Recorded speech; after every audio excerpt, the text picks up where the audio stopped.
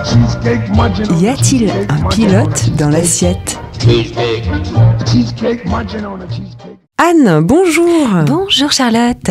Aujourd'hui, on parle du concombre et c'est Albin qui nous a soufflé cette idée parce que c'est son aliment fétiche. Et oui, improbable, c'est la Madeleine de Proust d'Albin, on te salue bien chaleureusement. Il nous raconte qu'il y en avait à tous les repas, en entrée chez ses grands-parents maternels comme paternels, et que c'était dégusté avec des tomates et une petite vinaigrette. Donc ça fleure bon l'enfance, comme les petits pains au chocolat pour Aznavour. Voilà, chacun sa Madeleine. Le concombre, il a un drôle de nom, quand même. Oui, j'ai trouvé que c'était rigolo comme nom, finalement, quand on y pense. On le prononce régulièrement, puis on se pose pas la question. Donc le concombre, il fait partie de la famille des cucurbitacées, drôle de nom aussi, comme le melon et comme la courge. Et donc, il y aurait une origine latine. Et on sait que t'aimes parler latin. Oui, je le prononce très bien d'ailleurs, le latin. On t'écoute. Alors, moi, j'ai trouvé en recherchant l'étymologie une originalité.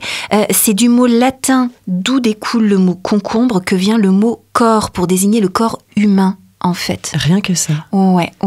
Donc, dans les comptes rendus des séances de l'Académie des inscriptions et belles-lettres, année 1906, on peut lire « Je dois prévenir le lecteur que la fantaisie populaire, qui crée les termes nouveaux, ne travaille pas toujours dans le genre le plus relevé.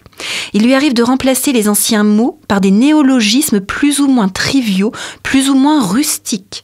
Le français en est une preuve avec son mot « tête » qui signifie littéralement tesson ou peau et qui est venu prendre la place de caput.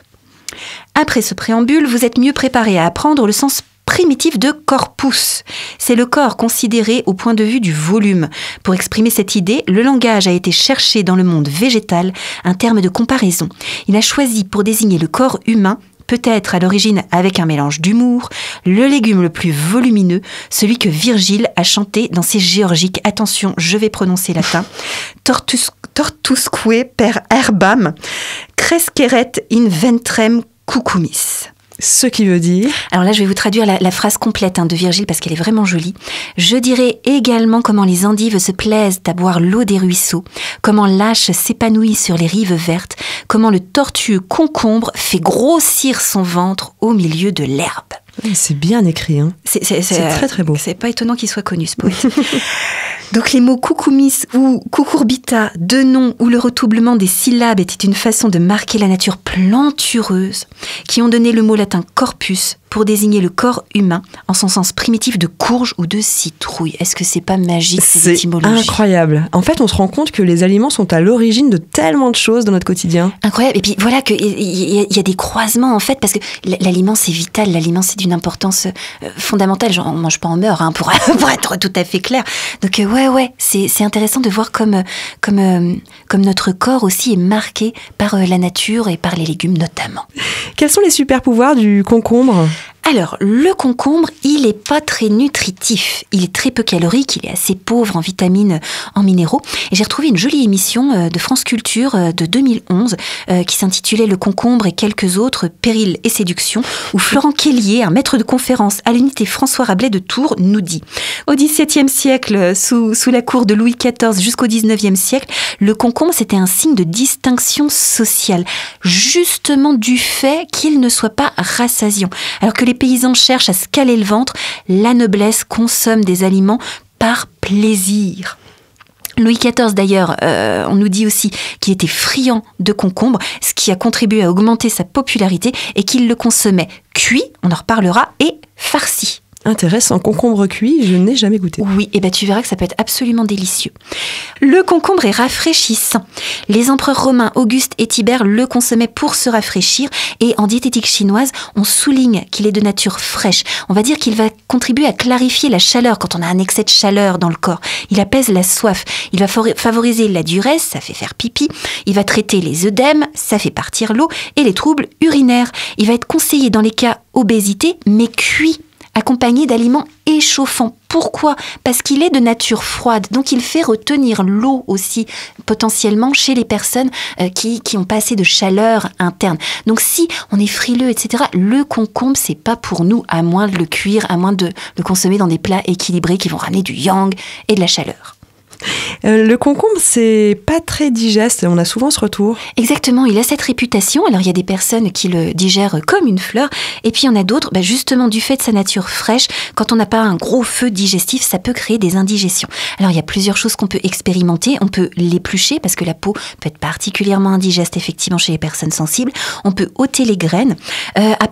Auparavant, on le faisait souvent dégorger pour alléger l'humidité qu'il contient. Moi, j'ai remarqué qu'avec les concombres bio, qui sont moins gorgés de flotte, c'est pas nécessaire. Si on achète un concombre non biologique, absolument on l'épluche et on peut le faire dégorger et voilà, moins humide, il y aura moins l'effet indigeste effectivement. Et puis on peut aussi le faire cuire ou au moins le décrudir. On vous en reparle juste après. Avant d'en parler, est-ce que tu peux nous dire quels sont les mariages heureux à faire avec le concombre ? Oui, tout à fait. Alors, le concombre, vous avez remarqué, il a une palette aromatique un petit peu réduite. Il y a 2 molécules odorantes qui sont des aldéhydes, d'ailleurs, dans le concombre, et qui lui donnent des notes vertes, fraîches et très peu d'amertume.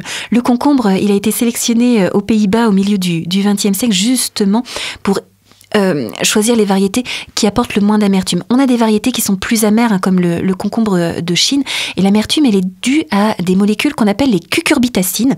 Elles sont présentes aussi dans certains choux, d'ailleurs, et certaines courges, en particulier les coloquintes. Alors, à petite dose, les cucurbitacines, elles ont des propriétés anti-inflammatoires, et il a été montré in vitro qu'elles peuvent inhiber la croissance des cellules cancéreuses, donc elles seront anti-cancer également. Par contre, à haute dose, il y a une possibilité de s'intoxiquer. Quand même. Voilà, donc on peut avoir des symptômes digestifs ou au moins une forme d'amertume dans la bouche quand on les consomme. C'est pour ça qu'on dit qu'il ne faut pas consommer les coloquintes. Donc, aux doses où ça se trouve dans les concombres, il n'y a aucun problème, mais les coloquintes, on ne les mange pas. Et quand on a des courges dans le jardin qui, par croisement, etc., quand on les goûte crues, ont une saveur vraiment amère, oui, on ne les mange pas. On les met directement au compost. Exactement, parce qu'il y a un risque d'intoxication à cause des cucurbitacines. Qu'en est-il du concombre doux alors ? Alors le concombre doux, du coup, avec ses petites notes vertes et fraîches, il va aimer accompagner les aliments gras qu'il va rafraîchir, et puis il va aimer l'acidité qui va le relever également. Il accompagne merveilleusement les poissons et fruits de mer. Un saumon fumé ou poché qu'on va accompagner de concombre, ça le rafraîchit. Il y a un joli mariage aussi avec l'iode, d'une manière générale, pour le concombre, du fait de sa saveur aqueuse, légèrement aquatique. Il va être merveilleux avec les algues. Je vous proposerai quelques idées de recettes, d'ailleurs, où on associe algues et concombre. Il se marie merveilleusement au yaourt, surtout le yaourt grec bien gras. D'ailleurs, on a la recette classique du tzatziki. Et oui, le fameux tzatziki. Voilà, qui les associe. Moi, j'adore associer le concombre avec la pomme de terre. Il ira très bien avec la patate douce, avec le maïs, avec le poivron également. Donc, tout cela sont de saveurs douces et on obtient des plats très... Dans la douceur, voilà, en termes de palette aromatique, c'est vraiment très très agréable à savourer. Moi, je trouve que le concombre va très bien avec le fromage. J'ai un souvenir merveilleux, c'est une de mes madeleines de Proust, si tu veux, d'une salade de penne, donc de pâtes, qui avait été accompagnée avec des tagliatelles de concombre, des copeaux de parmesan bien vieux et de vinaigre balsamique. Et c'était d'une fraîcheur, mais juste en fabuleuse. Salade. Ouais, absolument. Après, c'est original, on peut accompagner le concombre avec des fruits. Et il va très bien se marier avec les fraises, avec les pêches, avec les framboises qui vont lui apporter leur petite note acidulée. Et avec la mangue, on a des salades exotiques de mangue et de concombre qui sont merveilleuses. Le concombre, ça va très bien aussi avec les agrumes. On l'assaisonne tout simplement avec du jus de citron, mais avec d'autres agrumes aussi avec lesquels il partage la fraîcheur, la jutosité, si je puis me permettre, comme le pamplemousse, etc. Enfin, moi j'aime bien l'assaisonner avec une huile d'olive fruitée ou avec de l'huile de sésame toastée qui va bien le relever également. Parfait, voilà comment accompagner le concombre de manière délicieuse. Des recettes peut-être un peu plus précises ? Oui, bien sûr. Alors déjà, le concombre, moi, ce que j'aime bien, c'est que du fait de sa fermeté, il a une chair ferme, on peut le découper à l'emporte-pièce pour faire des formes rigolotes.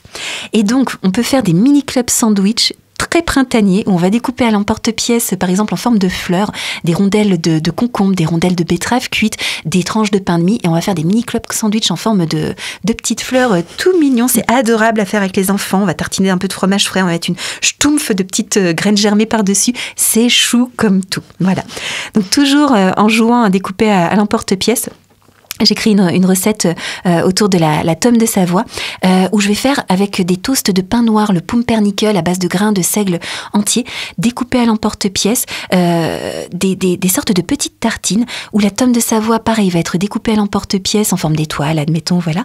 Et puis le concombre, une très très fine lamelle de concombre que je vais faire mariner dans un petit peu de vinaigre de cidre avec des pluches d'aneth.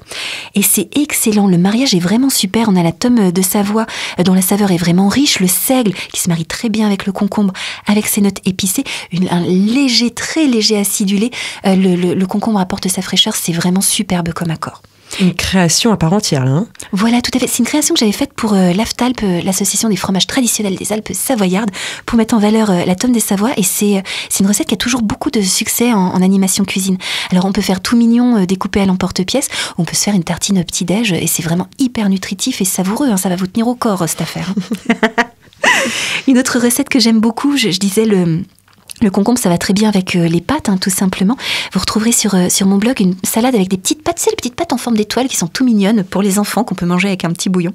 Donc là, les pâtes, elles sont juste cuites pour être dégustées en salade avec des petits dés de concombre tout doux et de la nigelle, qui est une épice que j'adore associée au concombre.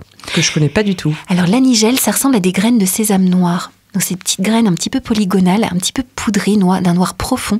Et elles ont des notes un petit peu poivrées, un petit peu citronnées. Ça relève à merveille le concombre. Il faudra faire une chronique dédiée à la nigelle. Oh, mais avec bonheur, très cher. Tu nous as parlé tout à l'heure de son association avec les algues. Oui, tout à fait. Avec les algues, ça va très bien justement à cause des notes un petit peu aqueuses et iodées. Vous allez retrouver, toujours on vous mettra les liens en dessous du podcast, une salade de pommes de terre avec du concombre et des haricots de mer. C'est une manière aussi de découvrir les algues et de les apprivoiser. Donc la pomme de terre est très rassurante. Le concombre, c'est encore un légume qu'on connaît bien. Et on va ajouter quelques haricots de mer qui vont apporter leur saveur un peu iodée. Les haricots de mer, finalement, ça ressemble à des grands haricots verts, un petit peu plats, des grands tagliatelles vert noir. Voilà. Il faudra qu'on fasse une chronique sur les algues. Je prends note aussi. Pareil, vous allez retrouver un lien vers un tzatziki à la laitue de mer, où vous allez faire un tzatziki classique et vous allez ajouter de la laitue de mer fraîche qui est une saveur très douce. Hein. C'est une belle manière de découvrir les algues. Et puis un ceviche de carlet, c'est mieux, de carlet au lait de coco, au gingembre nectarine, auquel j'ai associé le concombre aussi, qui se marie très très bien avec la nectarine et qui se marie très bien avec le poisson. Des produits qu'on peut trouver à notre épicerie locale, Croque-Bauche ? Mais j'espère, on ira vérifier. On vous lance un appel, chers croqueuses et croqueurs. Et on a parlé tout à l'heure de la cuisson du concombre. Oui, tout à fait. Alors, quand on cuit le concombre, moi je dirais même on le décrudit, parce qu'un concombre très cuit, ça devient de la flottasse, c'est pas bon du tout. Donc l'idéal, souvent moi ce que je fais, c'est que je l'épluche et je retire les graines. Et donc je vais le tailler ensuite en demi-lune, et la cuisson du concombre, mais c'est 1 minute 30. Pas plus, c'est extrêmement bref, voilà, pour lui conserver sa texture. Et une fois qu'on l'a décrudit, alors qu'est-ce qu'on en fait ? Eh bien, on peut l'associer par exemple avec d'autres légumes, ça va aller très très bien avec le poivron. Et là, pareil, on vous met le lien, et c'était vraiment une de mes recettes préférées. C'était une très jolie improvisation autour des légumes et des herbes du jardin. Et on avait à disposition des jolis poivrons rouges, jaunes, qu'on a fait à peine décrudir avec le concombre, et qu'on a assaisonné avec de l'aneth, de la nigelle à nouveau, des pluches de fenouil. Et c'était d'une douceur, d'une fraîcheur pour un soir d'été, c'était vraiment merveilleux. Une deuxième recette peut-être sur le concombre décrudi ? Oui, tout à fait. Alors tout simplement, on peut faire une soupe, tu sais, comme les soupes chinoises ou les pâtes thaï, etc.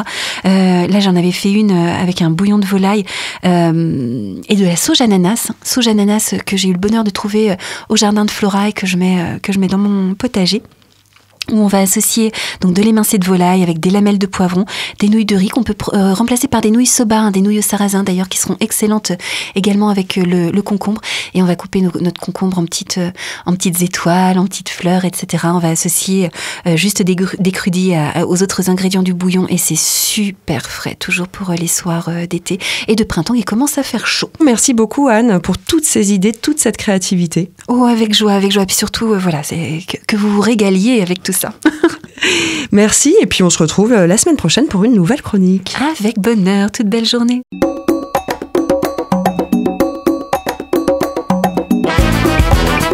Cette chronique vous a plu ? Alors participez-y en posant vos questions à Anne-Claude à l'adresse contact@radioalto.info.